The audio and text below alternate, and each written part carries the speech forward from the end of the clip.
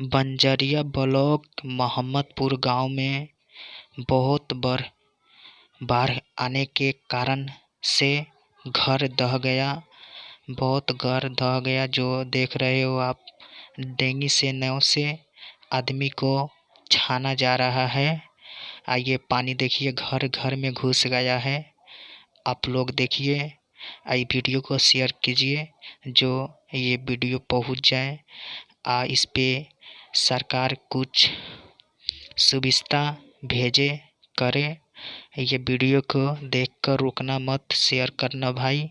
मोहम्मदपुर गांव, चंपारण जिला मोतिहारी बहुत संघर्ष में गुजर रहा है। बहुत परेशानी के साथ चल रहा है।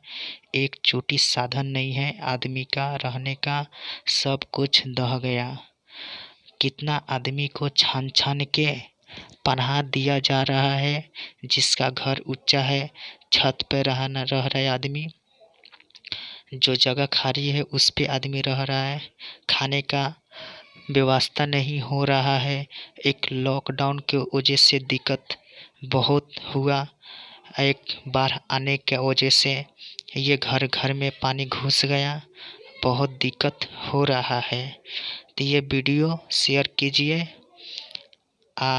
फैलाइए जो कुछ सुविधा मोहम्मदपुर गांव के में आ जाए, जिनसे आदमी को अच्छा सुविधा मिले।